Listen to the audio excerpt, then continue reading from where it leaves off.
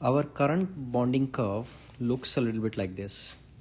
So for a very large portion, it is flat, in which section it will always be BUSG USGO at parity 1:1, and then beyond a certain point it starts slippage starts.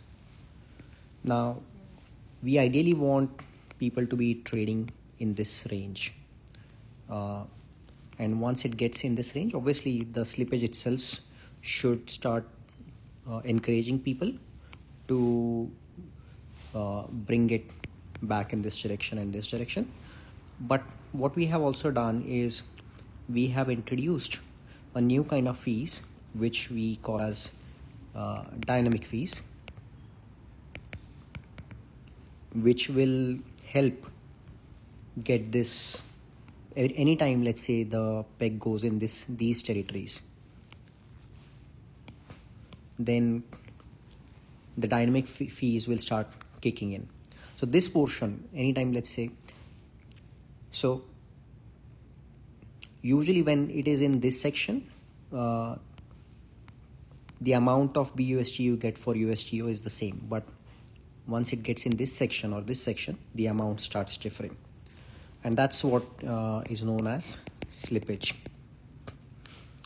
Now what we are doing is using dynamic fees. When it enters this section, what we do is we charge 90% in fees of the slippage amount. So if somebody executes a trade which is going to slip the price a lot, then not only is he going to suffer from slippage, but 90% of his amount also goes in fees. Now this fee is not actually passed to the liquidity providers. What happens is it just goes into a vault and it stays there. And if somebody does a trade, let's say this is the bonding curve, if somebody pushes a trade in this direction and the price slips in this direction, then they get slugged with a fee which goes into this vault. And if the price is over here when it should be in this region,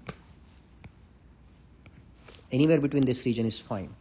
But if the price is in this region, let's say it's sitting here, anybody who executes a trade which pushes the price towards this region in this direction will get the fees.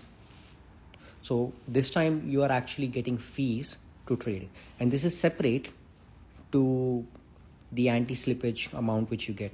So for example, if somebody pushed USGO price to, let's say, 0.8 BUSG, then they will suffer slippage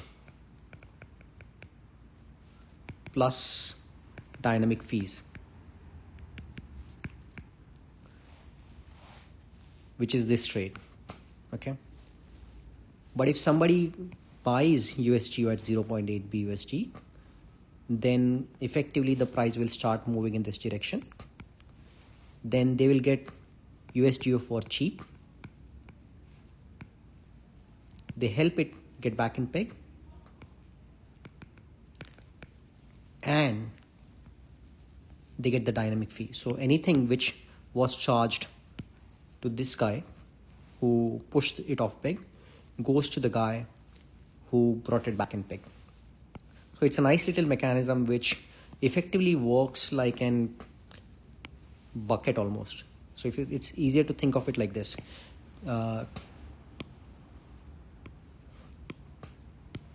Where it's a bit like a bucket, where if it's within this range, the fees are fine. But if it starts going upwards in this curve over here, then not only are you charged slippage, but you get more fees as well.